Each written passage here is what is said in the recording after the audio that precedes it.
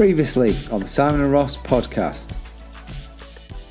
I like films more when I don't watch them, if that makes sense. Like I'll watch a film, and the next day I'll be like, "Oh, that was all right." Like the idea of the film is better than when I watch it.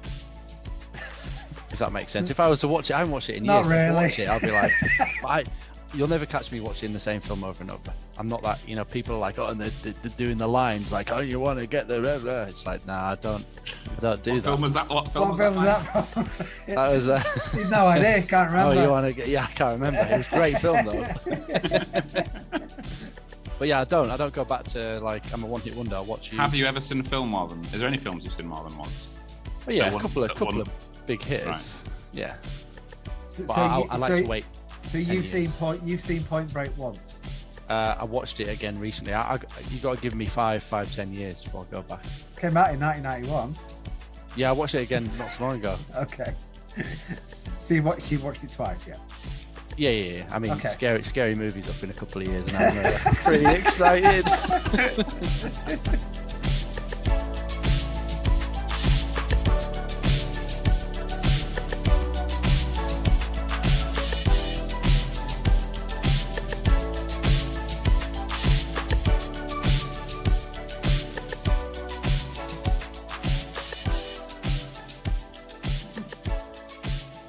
So before we get into the top five, it's been requested that you have your own little segment, which is a first for us. Okay. Are you ready? I'm ready. This also has a jingle. Hello? What kind of sandwiches do you do? Sandwiches! What bread? White, brown, sourdough. What filling? Chicken and bacon, tuna mayonnaise.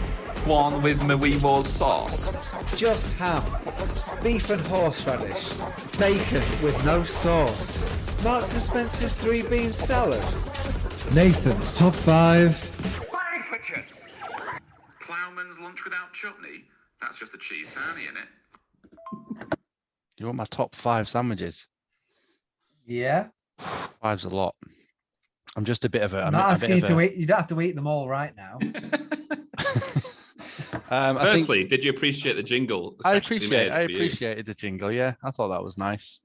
I was expected to be confused like the last jingle. It's pretty straightforward. This one, you said to me, "Can we do top 5 sarnies?" Yeah, I say a lot of things to you, Ross. Now you've got your own top 5 sarnie segment. So right. We don't need clues. I think green veg. And a dairy product. Cheese and cucumber? Yeah. 4. A brown meat. Brown meat and a yellow sauce. Beef and mustard. Yeah. Beef is a good sandwich though. I don't think people really appreciate sandwiches for what they are. I totally appreciate a sandwich. I think they're underrated massively. Sandwiches have got to have liquidity. There's got to be sauce in there. There's got to be. It's got to be juicy. You've got to have. Well, is butter enough? It depends on the bread. If you're going for just a white bit of bread, you don't necessarily need butter. If you're going for a sourdough base, you got to have some butter on there because it soaks it up. It's a bit like rice and putting water on your keyboard. I would argue that you need butter on exactly the same. on any bread and any sandwich. You don't know sandwiches like I know sandwiches, bro. Right, well, what sandwich would you not have butter on? One where I'm having mayonnaise mixed with mustard. You'd have a mustard. It's unnecessary. If I've got tomato in there and I've got sauce, you don't need butter. That's just been thrust upon us as one of the social constructs of life that I don't abide by. That's fine. If you don't want to, you don't have to follow the sandy conventions. I'll eat a sandwich without bread and ask a girl how old she is and not flinch. You'll eat a sandwich without bread. Yeah. And ask a girl how old she is. In the same moment. Just be like, cool with it. You just swallow a piece of deli with the covered in mustard mayonnaise and then just not flinch. That's not a sandwich though. Why? What, without bread? With lettuce? That's not a sandwich. Oh, okay. No, that's top 5 salads. That's a salad. That is beef salad or ham salad. So technically, pizza is in effect a sandwich. It's just wide, really. No, pizza's pizza. Pizza's definitely not a So sandwich. what's a calzone then? It's a folded pizza. pizza. Which is ultimately just bread and filling. No, it's right? dough. It's dough, not bread. It's dough. It's the same thing. No, it's not. It is. It's just not. Dough cooked. and dough and Well, bread it's is not the cooked. same thing. Well, It's similar, it's but it's not the up same. there. But it's obviously not the same thing. Otherwise, they wouldn't be two different things. They are two different things. Dough and bread are two different things. It's like no and no, I guess, isn't it? You know, spell them how you want. Use them in whatever context you want. No, but if you go into That's a up to supermarket and if you bite into a pizza base and you bite into a sandwich, they are two fundamentally different things. Regardless of what they're made of, because that's like saying, well, yeah, you've got a beef fillet, yeah, and then you've got a cow's toe. Yeah, it's from the same beast. It's from the same area, but it's two completely different things. I think that example is out there, man. I'd also say if you ordered from Domino's and they gave you cheese on toast, you're probably going to be disappointed. It depends if it was nice. But you ordered a pizza. All right, they're not the same. But that's how I like to justify it when I have Papa John Fridays. Top 5 pizzas. Number 1, number 5. I don't know. I don't really rate them like that. It's got to have lettuce. It's got to have tomato. It's got to have cheese if it's not beef or something like that. Tuna sandwiches. I don't fuck with tuna sandwiches. Get them out of here. What about prawn with me? Mess around with prawns. I don't eat anything that looks dead as it is alive. I don't do that. Anything that looks the same dead as it did alive, you won't have. Yeah, I'm not into that kind of stuff. You know. Reassuring. Yeah. So you like a cheese salad and a deli meat based sandwich. I like a meat based sandwich. It's got to have salad. You know, you can rotate from there really, like a bit of a pick and mix. Yeah. Mustard, mayo, hot sauce. Do you have a deli meat? Do you have a bread of choice? If you go to Sainsbury's, there's a really nice Polish sourdough. Really Polish nice. sourdough. Yes. Yeah, they know what they're doing over there. See, whenever I get a meal bread. deal, I always get the same sarnie. I don't get meal deals. He gets the stuff that's in the meal deals. He just refuses to pay the discount. So, and I say, is this not part of the meal deal? Full price, please. Full price. Yeah. So is this not part of the meal deal? They're like, you've got a whole sack of spuds. I'm like, yeah, I'll cook them at home. I'll only ever get a sandwich in a supermarket if it's part of a meal deal. I don't typically get sarnies from supermarkets, but if I did, it's because I'm in a rush and I'm just going to grab a meal deal. And it's always prawn mayonnaise. That's my go-to. I love Kerry Katona's prawn ring. Kerry. Down here, if you go to certain places in London, there'll just be little areas where there's just cafe after cafe and there's just sandwiches in the window. And like a nice seeded baguette or something with a bit of chicken, bit of tomato, bit of lettuce. That's I'm talking premium up here. I'm not talking, a tuna salad or a tuna mayo. We've got to go big time. So you're more into the baguette. I like a baguette. Yeah, I like it because it's it's sturdy, solid, girthy, sturdy. But I don't like where you have to rip the bread away. I don't like that. That's why I don't really like steak sandwiches either, because sometimes you can just pull it out, and I'm not. I like to eat quick. I know what you're saying there. There's a place in Barrow called Jefferson's, and they used to do an amazing steak baguette, but you couldn't eat it in the way that you kind of wanted to, like a baguette, like you would pick it up and you would eat it. You would literally have to be swarmed in gravy. The steak would fight back a little bit, and you had to cut it, and you had to almost eat it with a knife and fork. Which beautiful meal, but it's not how you'd anticipate eating. You don't want to wrestle with your baguette, do you? It's not the Intercontinental Championship belt. You don't have to attack and defend it. You just swanton vomit with your fork. It's not a hardcore title. No, I completely agree. I don't think it's talked about enough, to be honest. It's very difficult. Who's your local conservative representative? They're hard to make yourself a steak sandwich. You either do them really thin and overcook it, or you do it too thick and you're ripping it out and you ruin the whole you ruin the whole experience. I've done that many It's times. an easy one to get wrong. Stick with your simple sarnies, I would say. I mean, Chicken. I like a cheese sarnie. It's How do you again. feel about a crisp sarnie? It's the one time I would justify prawn cocktail anywhere near my mouth. Prawn cocktail crisps on a sandwich are amazing. I think it's a bit of a disrespect to sandwiches, to be honest. Chucking crisps in them. I could start mixing there. We're laughing. You've just tried to say that pizza and sandwiches are completely indistinguishable. Now you're talking about disrespecting sarnies. Yeah. That's how I used to play Final Fantasy when I was a teenager, and then I started smoking weed. I refused to play it when I was high because I thought I was disrespecting the game. Is there anything else that you wouldn't do high because you didn't want to disrespect it? Not really. No, it was just one of those weird things. But what you're saying about cheese sandwiches, a nice cheese sandwich is underrated.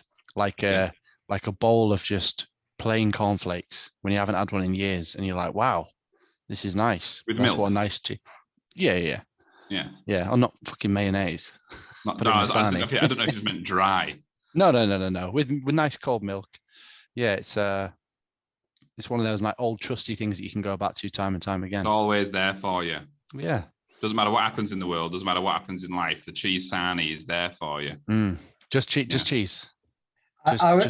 I was making a sandwich today, and I found some late piece of chicken. So it's just white bread, butter, chicken on top. Where did the chicken come from? Sainsbury's. Hens' vaginas. Cooked already. It was cooked. Yeah, it's like roast chicken, but and I thought, this needs a little bit of mayonnaise. So I thought, all right, I've just seen a bottle of mayonnaise, and I was busy doing something else with your hand, and I just literally went like that on top, and the bottle just went all over it. Oh no! Like, oh right, what's happened there? I looked; it was a thing called vanilla creamer. Devastated. So you had like a chicken eclair? Raise an interesting point there, though. What Did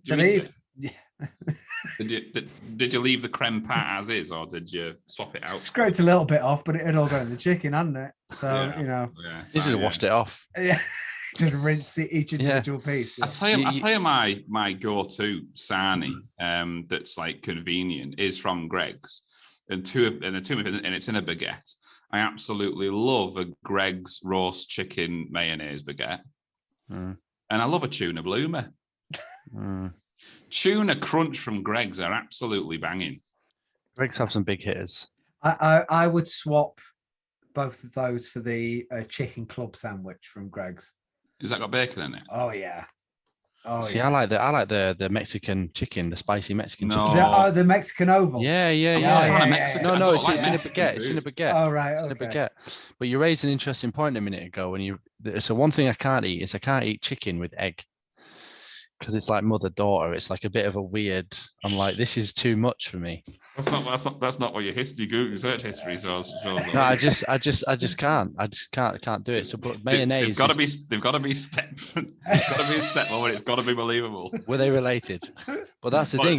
I need family pictures in the background. Yeah, but it's true though. Mayonnaise I can just do. With the day's date on it. I need CVs to show that the dad is away at work and it is holding down a legitimate job. This has all got to be completely 100% believable. Instead of just a mansion that's completely unfurnished. The pool's already clean. It doesn't need a cleaner. It's an empty mansion. So I think we've given up on the top 5 sandwiches idea. Is that? I don't know anyone that's got a top 5. I just like sarnies. Okay, there we go. Just sandwiches in general. That's fine. Yeah. Cheese and salad or meat, cheese and salad, I think was the answer. Yeah, okay. But yeah. Let's not go into the cheese of choice. Do you have a preferred bread though? Or is it just the white baguette or the seeded baguette? Yeah, I like a baguette. But I also like a nice bread bun. I just like nice bread that isn't plain. I don't like brown. I don't like the 50-50. I like white. I like the way it tastes. It's easy to eat. It doesn't carry any flavor with it. I feel like brown bread can be a little bit dry. So yeah, bread is important. How do you feel about the seeded batch? Yeah, eat it up, man. The more seeds you got on it, the more stuff you can ram on. It's a bit like frying up my dinner, Ross. The more stuff you can wrap on that, chuck on top of that bread, I'm in. You know? Okay. Chuck it on. Okay, so that was was long. Nathan's Sarni's section. So, Won't be using that jingle again. Yeah.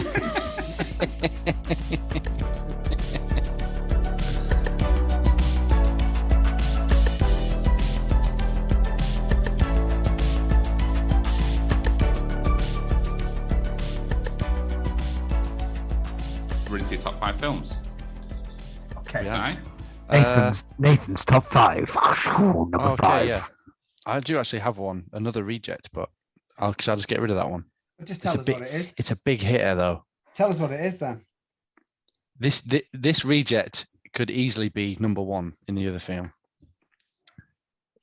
They all could be very interchangeable, but yeah, it's a big. It's on a boat.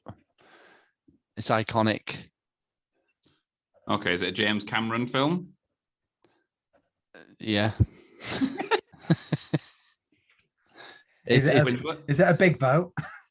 No, it's not that big. No, All right. there's a tiger on the boat.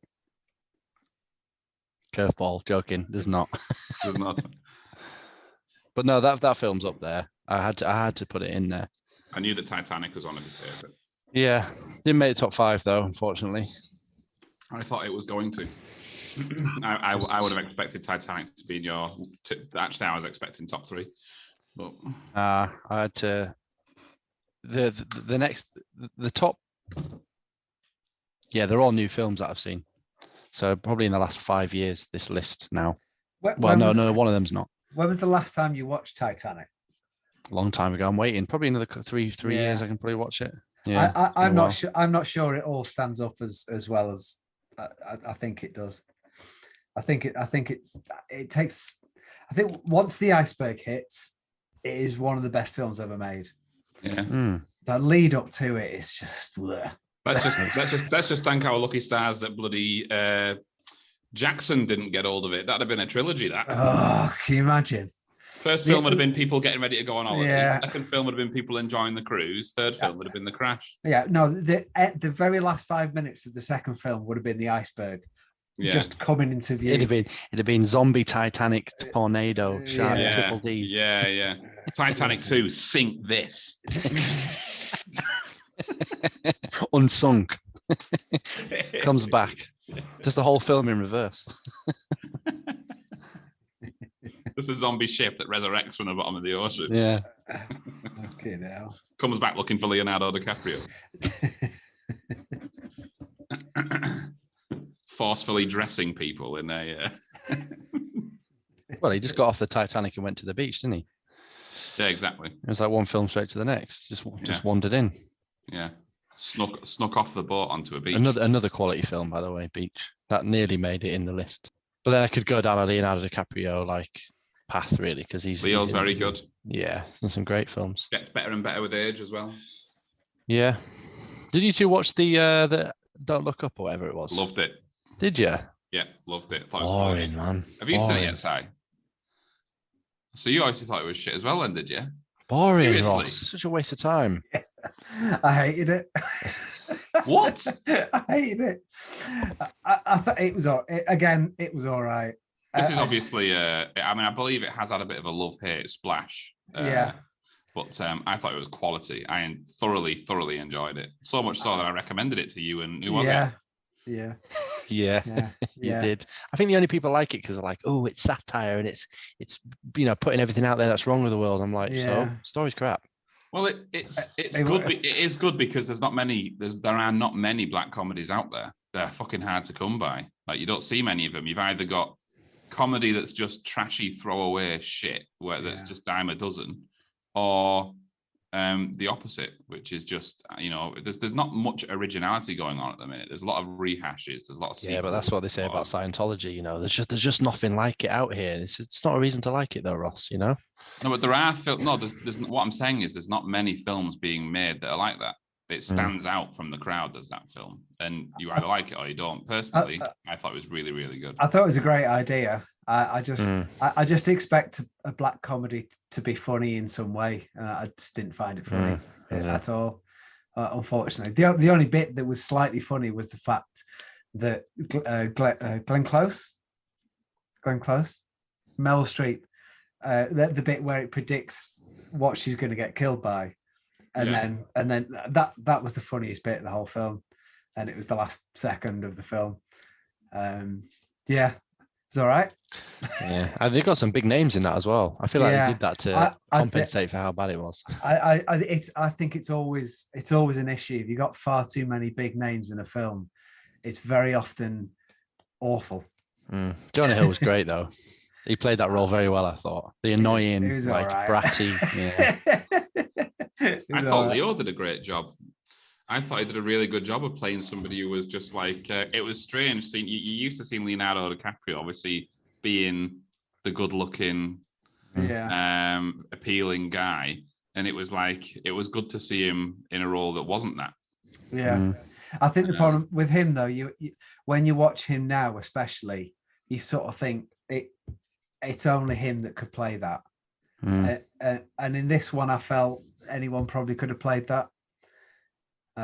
He's normally a bit of a scene stealer, isn't he? You think, wow, he's just amazing. He's only in Django Unchained for about 15 minutes and he steals the whole film. In this, that it could have been anyone. I'm sorry to hear that. I think you're doing it a disservice. But it could have been Matthew McConaughey very easily if you think about it. Yeah, well, I definitely wouldn't have watched it. So. Oh, you don't like him? Wow, great guy. You don't like Matthew McConaughey? Nah. This isn't about what I like. It's about what Nathan likes. So let's move on. Clearly, there's two of us that don't like being put on the spot. We didn't get it. Have we got your number 5 yet? No.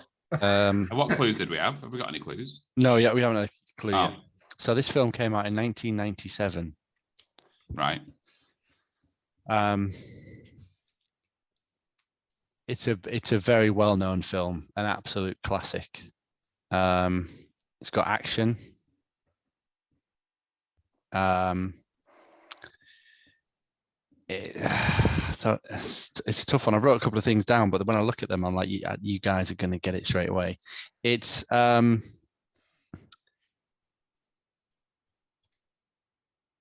there's two main guys in the film, and they're battling. They hate each other basically, and I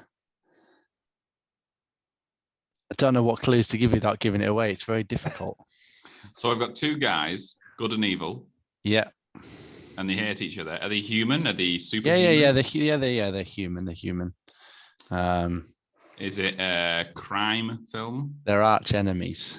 They're big time enemies. One of them's on the good side of the law. One of them's obviously on the bad side. Is it a Michael Mann film? Great question. Don't know the answer. Does it have Al Pacino in it? Don't think so. I don't even know what he looks like. Does it have Nicolas Cage in it? Maybe. Does it have John Travolta in it? Maybe. Does he take his face off? He does. He does. Does it Castor Troy? It is, yeah. With his cool golden pistols. Yeah. Quality called. There's Castor Troy and I'm Castor Troy. I'm Castor Troy. And what's John Travolta's? What's the copper called? John something. John Connor. No, John. It's another crap film, isn't it? That's Terminator. Sean Archer. Is it Sean Archer? Yeah. And that's super fit. She's well nice in that film. Not Penelope Cruz. Who is it? Who's the girl? Who's Castor Troy's? I'm looking. Don't Daughter. Gina Gershon. Yeah, it is Gina Gershon. Great film though. I bet you two don't like it, do you? No, I like Face Off definitely. I used to have it on VHS. Loved it. Next year, I'm watching it. I'm excited. It's on the list. I got a notification the other day. Ding! Face Off. Thought, wicked. 2024, September 2024. Yeah. Save the date. This number 5 was between Face Off and Con Air, and then I had to really sit and think about it. And I was like, I'm just putting these two in the same bracket because I watched them around the same time. You a big Nicolas Cage fan then? Not really. He's just Nicolas Cage everywhere he goes, isn't he? He's just always the same guy. I think there's several films that I watched at a certain age when I technically wasn't allowed to watch them, but I just about got away with it, and they were all Nicolas Cage films. And it's not because I'm a big Nicolas Cage fan. He just happened to be in some belting films around a certain time. So I'm thinking Face Off, Con Air, 6mm, or was it 9mm? What was it? It was like the snuff. 9. It was 9. I thought it was 8.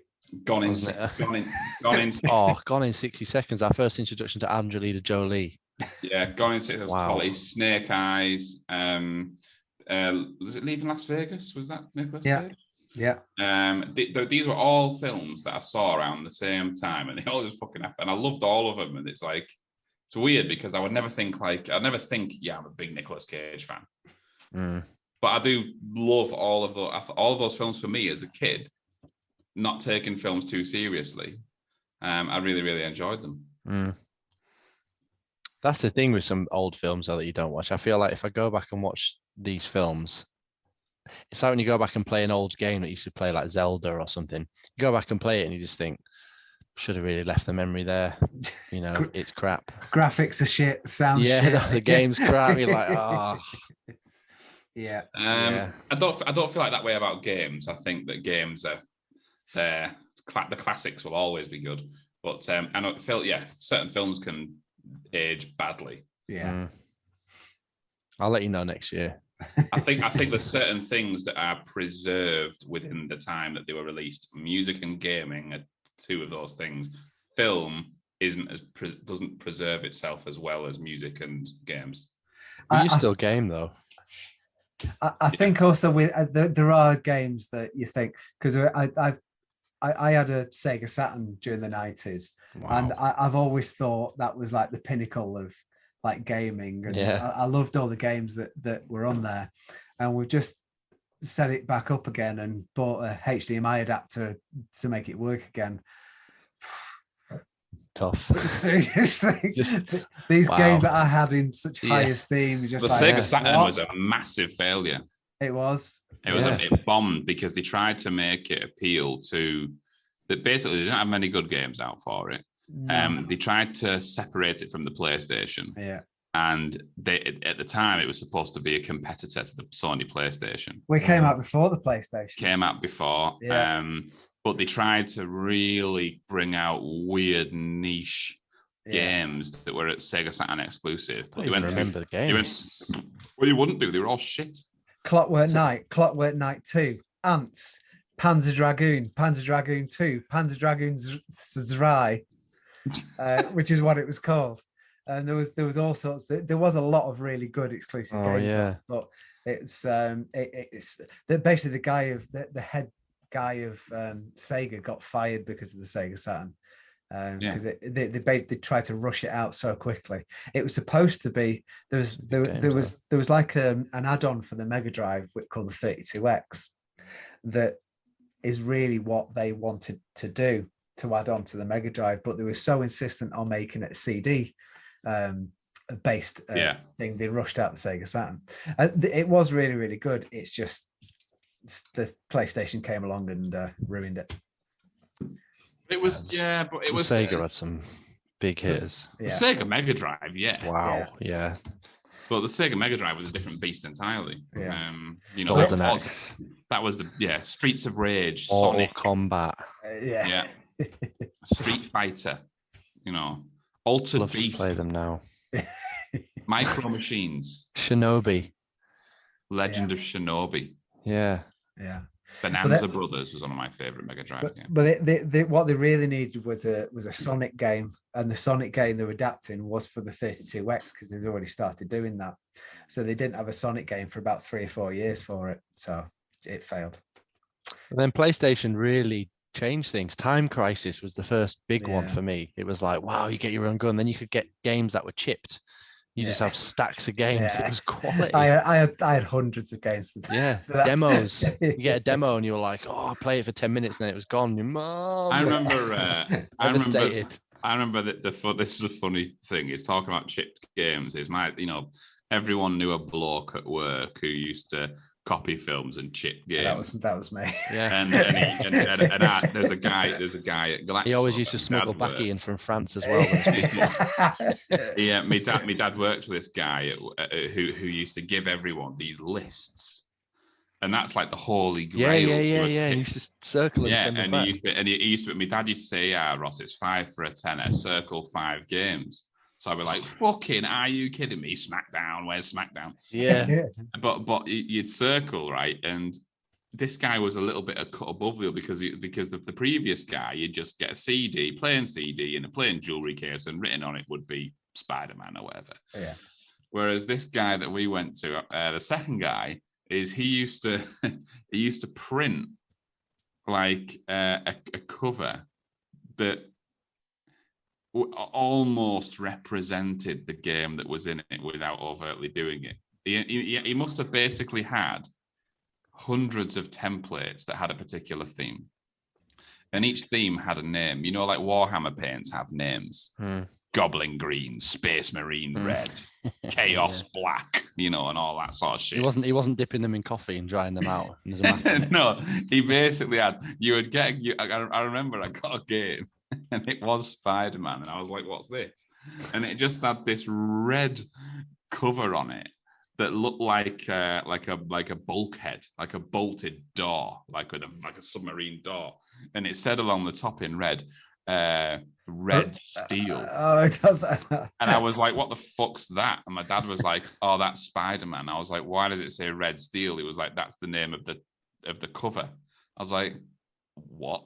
Just give me a blank disc, bro. As a kid, it went straight over my head, but it's basically, he obviously had a catalogue of these coloured templates. Yeah. He was like, Spider-Man, red, where's my red one? Put that on there. But the name of it would be on it. The name of the actual template. So I remember I got, do you remember G-Police? Yeah. The G Police games. I got G Police, and it was like a blue cover, and it was something like Aquamarine.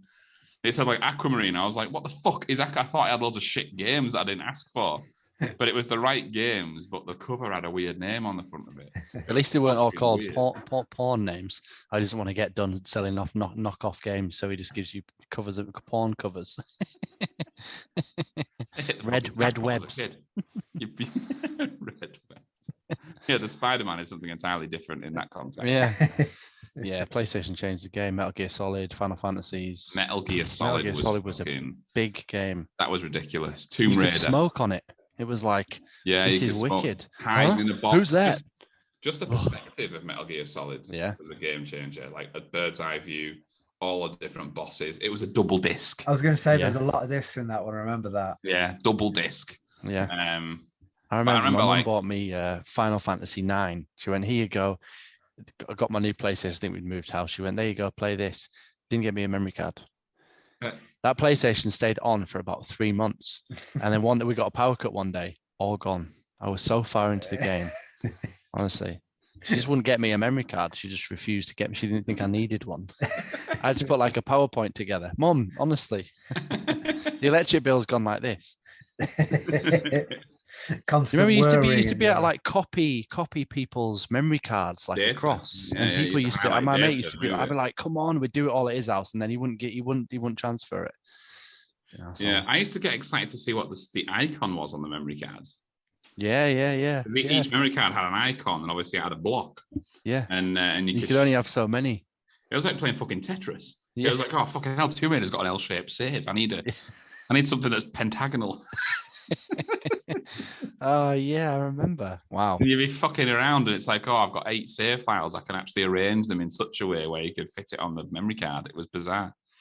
But Yeah, the big games for me were the demos, the Tekken, Tekken, Resident Evil, Silent Hill, big. A Tomb Raider. The first Tomb Raider was ridiculous. It was like, you play that now, that doesn't age well. I remember playing Tomb Raider and watching that T-Rex come out of the darkness and thinking, oh my God, this is real life. I'm watching a film.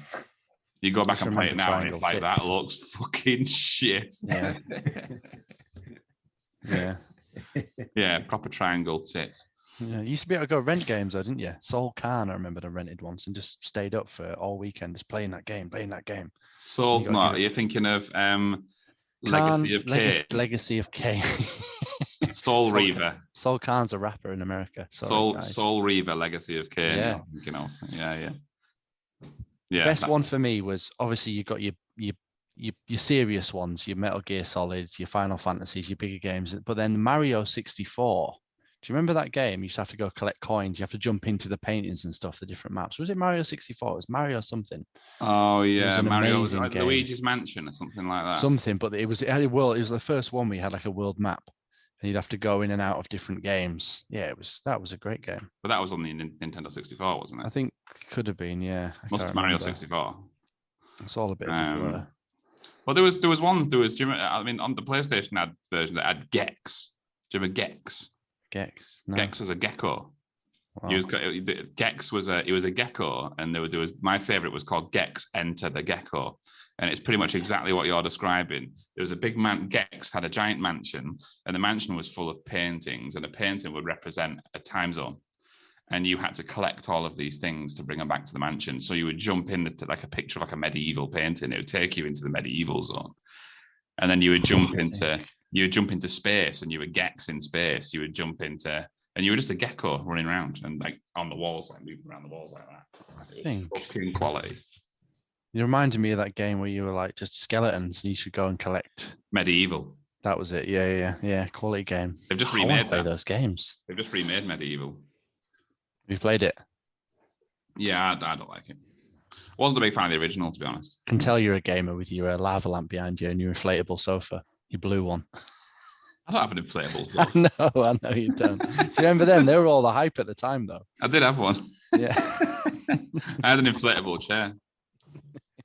I've just found that in my dad's attic, that lava lamp. I got that when I was like 13. And I was like, what do I do with this? I was like, that's fucking going in the studio, that, definitely. Love a lava lamp. Yeah, I love a lava lamp, mate. Love a lava lamp, mate.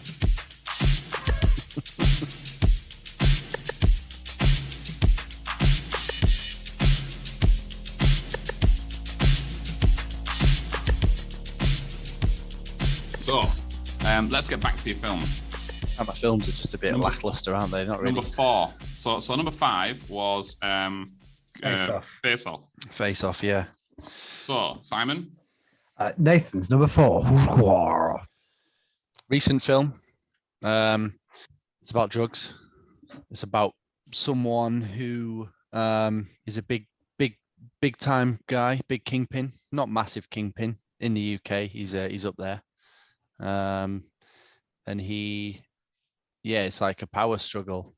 Other guys want to try and take him down. He actually tries to sell the business on, but it's got an actor in this that I've only really seen this actor in a really big film that he was in back in the day. When I say big film, it was just well-known film. And now he's in this film, and I think he's comedic in this film, but he's absolutely hilarious. And I haven't seen him in films in years, but he's really British actor, really, really good in this film. An actor we've spoken about is also in this film as well. Is Leonardo DiCaprio in this film? No. It's a comedy. Is it? When was it released? 2019. Recent. I went to see it at the cinema, in fact. Has it got Hugh Grant in it? It does. Has it got Colin Farrell in it? It does. I think you might know the film, Ross. Yeah, I haven't seen it. I want. Oh, you haven't seen it? No. Trust me. I feel like I'd be really disappointed. No. I feel like I've seen all of the good bits. How? And just because I've seen scenes. Like I've seen the Colin Farrell scene when he's talking to those lads. You got to see scenes. Oh yeah, of course. I'll see little snippets online of films that when films are coming out and they release scenes. Yeah. and I see them, and I think, oh, that's really good. But I think, Simon, you might even have said this, is all of the best bits were pre-released, and then the film itself didn't quite hang together. Oh, is this The Gentleman? It is. I was assuming you knew the film the entire time. No, right, no, you gave it with that. Yeah. It may as well have just been a trailer. It's good though. It is good. It's funny. Hugh Grant is amazing in it. Hugh Grant generally, certainly now, is becoming an incredible actor. Yeah. Now he's sort of passed off the floppy-haired English guy. That's He's actually quite a good actor. He's too old to play that role now, isn't he? He is, yeah. I suppose he's had to find other avenues to go down, but he's easily the best thing in it. Yeah. It looks like the most Guy Ritchie film ever without being a Guy Ritchie film. Yeah. Or is it a Guy Ritchie film? It is a Guy Ritchie film. Yeah. Oh. That explains that then. You watch it though, Ross. It's really good. I saw it. Yeah, it's just come on Netflix. Yeah. And I've been meaning to watch it for a while because the scenes I've seen are really good. I'm like, yeah, that's good. That's like a modern day Lock, Stock, or a modern day Snatch. Like that's fine. Simon, Very Guy Ritchie. So remember you're on a podcast and you have to express your views, not just make funny expressions. I can't see you. But it looks like in that sort of vein to me. A few people have said to me that it's like, those scenes that you've seen are the only good bits about the film. The rest of it's dogger. But I will watch it, and I intend on watching it. Sometimes you just got to watch a film for the entertainment. You don't need to critique it. Just enjoy. Kick back. I don't critique. Make a nice sarnie. Blend My it. days of critiquing are over. Watch it. Sip it slow. Bit of ice. But So, yeah, it's a good film. I put that in there because I needed a comedy in there. Yeah, and it's one of the recent ones that I've seen. But like I watch National Lampoon's Christmas Vacation every year. That's one of my favorite films. But I only watch it once a year at Christmas, and it's the only time I can really watch it. And that's the film you watch more than any other. Yeah, only because I always did as a kid. Because my mum's always like, let's watch this. But now when I watch it, it's almost like I'm like, okay, you're over it. I still watch it, but yeah, the nostalgia's gone because I see it every year. You're watching it out of duty. Then quality, still quality though. But at Christmas, it's the first Christmas film we watch every single year, and I'm still obviously I think I've probably been watching it for a bit longer than you. It still makes me laugh. There's no. Yeah. I don't have to force myself to watch it. It's still amazing. It is still funny. I don't know if I've ever seen it, Oh, come on. Just a little gnat here, Rusty. It's just his expressions, everything. It's amazing. So did you watch any of the other National Lampoons? I actually, as I Googled it earlier, I realized there's other ones. I didn't realize there was more. So I've never seen them. So I'm going to watch them. Well, the Christmas one was the third one of the vacation ones. So you got Vacation, European Vacation, and then Christmas Vacation. So they're not at Christmas. They spend other holidays together. Yeah. There's only one Christmas one, isn't there? Yeah. The fourth one, well, no, technically there's a second one, but nobody that you know is in it. But yeah, and the fourth one's in Las Vegas, I think, which is that's shite, that one. But the first one definitely you should watch. Right, I will. But yeah, it's a big hitter. It's kind of National Lampoon's kind of passed me by a little bit, and I never. It's one of them where if I was going to be really into it, I would have to have been exposed to it as a kid, like you were. Simon, were you exposed to? Well, you were probably exposed to it when you were a teenager or something. Yeah. Well, I think I saw National Lampoon did. I saw Vacation. I must have been about 9 or 10, I think. Right. And then the second one, which is probably a bit too rude for a 10-year-old to watch, but I did.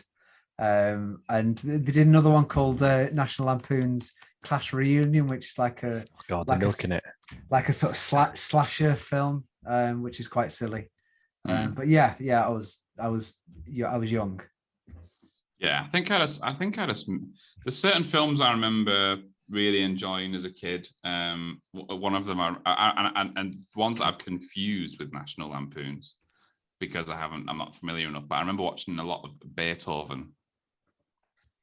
Do you remember Beethoven? The Beethoven films. Even as a kid, I didn't want to watch that. The big dog, the big Saint Bernard. There's one in particular. I remember being really confused that the girl in it was called Rice. That really confused me. But I've never seen them. Oh, For that one reason, of them. I'm pretty sure one of them was quality. Yeah, I mean, it doesn't have the trappings of being a good film, does it? But I remember loving it as a kid. I remember being pretty certain that National Lampoons was Beethoven at one point when I was a kid. I thought No, it's a good film. It's a really good film. Beethoven. No, National Lampoons. Bit like The Gentleman. Watch them both. Yeah, well, I will. We actually watched a film last night. We watched 2 films last night. Actually, we watched they've just remade another Texas Chainsaw. Speaking of silly slashers, they just remade the first one. You never seen the original Texas Chainsaw? I've got a list here of films that I've never seen that I remember when I first mentioned it to you, you were disgusted.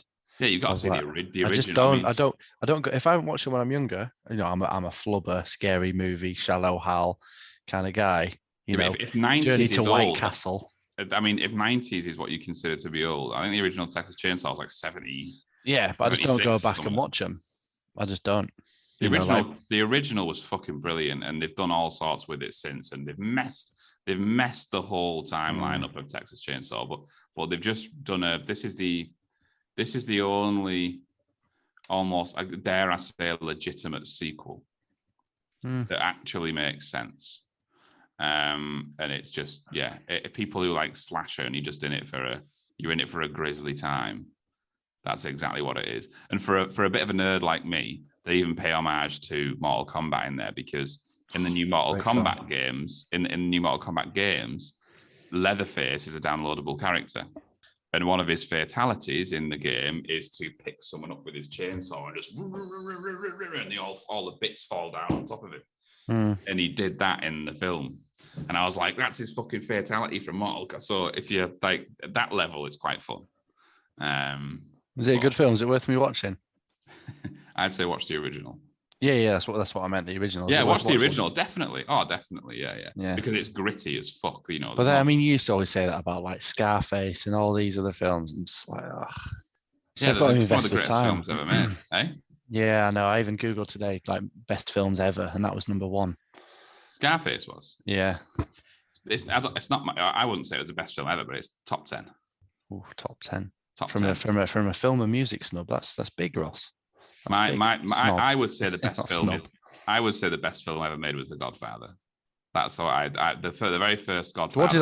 What did I say? Number 1 was.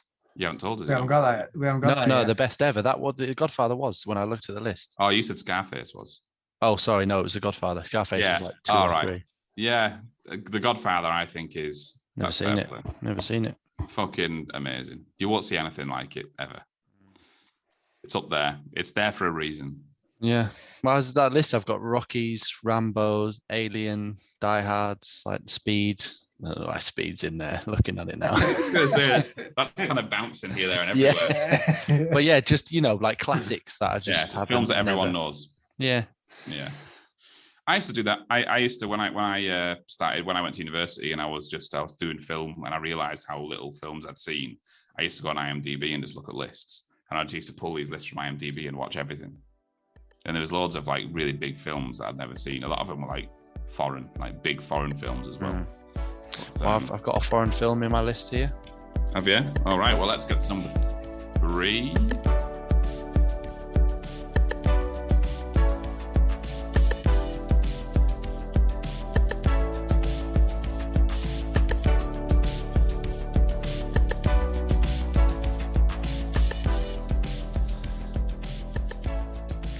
Nathan's number 3. I'm going to read what it says on Google because I don't think I'll be able to tell you without telling you what it is. So it says it's set in the Prohibition era, Virginia. Mm-hmm. And it's about a group of brothers that run shit, basically. They run shit in their area. So it will be what, like early 20th century, it's like 1919, like First World War. Not sure. If it's Prohibition era. It's back in the day. Prohibition. Yeah, you era. can make that synopsis. Whatever Prohibition era means to you, I don't know. It means alcohol was banned. If I was going to give you an era without reading that Prohibition, I would have said it's a while ago. Well, the Prohibition era is when they banned alcohol. Right. Well, then it's around then, I guess. So and that was around. So then there was a lot of bootlegging and it's about a gang of lads who are, what are this? Are they bootleggers? They're bootleggers, yeah, and they run shit. A couple of big names and big actors in this film. When was the film released? 2012. You got two really big names in this. Three, should I say? 2 men, 1 woman. Oh, I think you know already, pretty much. I've never seen it, but I was going to watch it today. Really? Very good film. Like, this is my third. I think Daniel Day-Lewis. So you guys ask me this stuff. I don't know. I don't know. Who's that? All right, maybe it wasn't this film though. Daniel Day-Lewis. Is he the? You weren't thinking of There Will Be Blood. Maybe. Yeah. No. Daniel Day-Lewis, the director. No, it doesn't matter. It doesn't matter. It doesn't matter.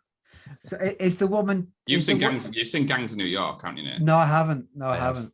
No, Nathan, I'm talking. I've seen that. Yeah. Well, you know the guy who plays Bill the Butcher. Yeah. That's Daniel Day-Lewis. Oh no, it's not him. Is the woman Cameron Diaz? Nope. Right. Okay. Cameron Diaz. I'm lost now. No idea. They're a group of brothers and they're bootleggers. Okay. And they're a feared family in their area.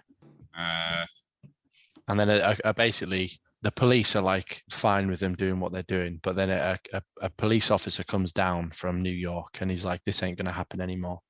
And very quickly it escalates, gets out of control, and he tries to lay the law down. They basically saying no, and then they go to war with the police basically. Well, mainly they go to war with him because the police are kind of on their side and like them. And then something happens that changes that. Just, yeah. I don't want to ruin it because if you haven't seen it, it's a really, really, really good film, I think. But I like Flubber, so. It's funny that you keep saying Flubber because I use that as a bit of a joke reference on several episodes. Yeah, I am using it as a joke reference. Right? I think it's crap. No, it's cool. There's only so many times you use it as a joke reference until you mean it. Love Flubber. I used to have a Flubber toy. You guys haven't seen this film. Who's in it? Shia LaBeouf's in it. Shia LaBeouf. Emma Stone. I feel like it's a yes. Josh Brolin. Bro, you just Thanos. names at me. Thanos, I think. The budget was 26 million. All right. Okay. That's normally not your type of clue. Simon loves a budget clue. I do love a budget clue. And a box office clue. Yeah. 115 minutes running time. Box office was 54.4 million. Brilliant. Perfect facts. Yeah. Still not sure what it's called. Yeah, I don't think you guys have seen it, have you? Tom Hardy's in it. He's the lead. He's the brother. He's the big bad brother. It's a quality film. See, I think because you guys are into films and you know what you like, films like this, I think they just go by like ships in the night. No, it's not true, mate. We watch a lot of shit. Yeah. Have you seen Platform on Netflix? Yeah, brilliant. Quality. That was going to be in there just because of how obscure it is.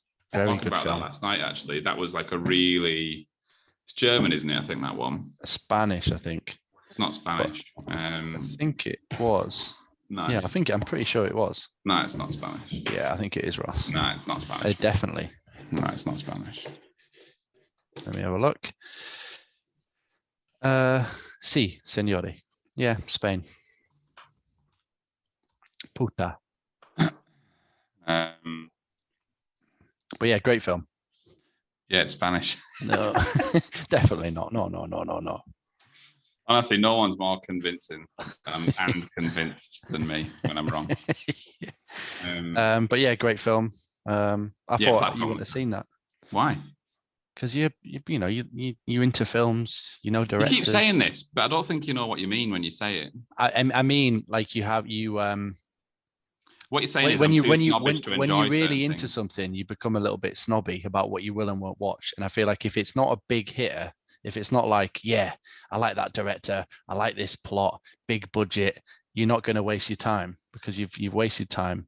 I've literally never felt that way about it. It doesn't have to have a big budget for me to watch it. I know that was a joke. It doesn't have to have a big director that I've heard of, or I will literally go for anything that's got. You've got a rate card. I guess. Who's in it? No. Score of 2. I tend to pick up on things that are coming. I anticipate certain films. Yeah, like a Marvel film, I'll anticipate. Or I'll be connected in various forums and groups where it's like, that Martin Scorsese is going to put another film out, or that's what I mean. That's what I mean. You're in film groups, but that's a different level. But that doesn't mean to say that the thing is, Fatima's not like that at all. So when Fatima and I are picking a film, we will literally just idly scroll. And like Fatima will say to me, Ross, why do you always have to pick shit horror films? And she's completely right. I do always pick shit horror films. I like the shit too. Platform is a bad example. Platform is a really, really good, legitimately good, keeps you hooked, thought-provoking film. Yeah, you don't know where it's going. I think you're talking about it like it's a bit of a throwaway shit film, and it isn't at all. No, I like it a lot. It was going to be in my top 5. Yeah, I know, but your justification for me not watching it is like... I just think that you'd see it and you'd say, oh, fucking hell, look at that. It just says platform. There's a fucking platform on the thumbnail. I ain't fucking watching. No. I ain't watching that. No. It says platform. It's literally got a platform. It's going to be wank. So yeah, that's why I think your reaction would be for seeing it. But yeah, my film was Lawless, by the way. Lawless. Oh. Yeah. Has somebody else had said that before? That film? No, not at all. Really, really good film. I think you'd like it. It's good. Really good. I like Tom Hardy. Not a lot happens. Not a lot happened. He's Great in that film though, Shia LaBeouf. He's a bit fucking nuts, isn't he, Shia? Yeah. He's a bit of a weird character. He's a bit of a weird geezer. Did he just record himself for like 3 days watching his own movies in a theater? He was just sat recording himself, watching himself. I feel like he does weird shit, in his own time. Like he's always up to something a bit odd. Yeah. A bit like Joaquin Phoenix when he kind of went away and just like had a rap career and did a lot of random stuff. Yeah. Came back and just absolutely bossed it again. Yeah. But yeah, I think you should watch that film. It's really good. Make a note of it. Yeah, the guy, the copper that comes, his hair is split down the middle, but he's got such like a gap. It's really annoying. But he's an annoying dude. You want him to die. Well, who plays the cop? Is that Josh Brolin? Guy Pearce. Oh, Guy Pearce, as in Memento and Neighbours. Yeah, well, yeah. That's just stopped, hasn't it? Has it? Yeah. Neighbours are stopping filming it, yeah. Is it filmed in the UK? No, I think it's filmed in Australia. Because that's why I was like, why people in the UK care? Because it's like a UK production, and people in the UK love that shit, man. Yeah, it's massive in the UK. People that like that film wear Uggs. People who like Neighbours wear Uggs. Wear pajamas to the supermarket. Yeah. Same with friends, though, isn't it? Well, the type of people to like buy a house next to a pub and then write to the council about the noise. You know, those kind of. Oh, it's too noisy. God.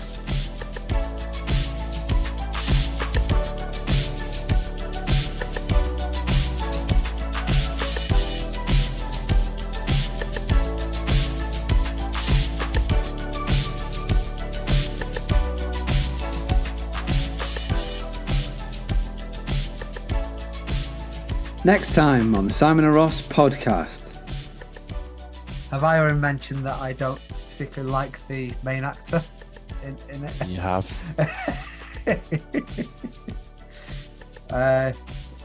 Does he end up behind a bookshelf?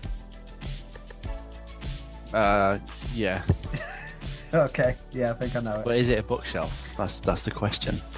I didn't care at the end. You didn't like the film?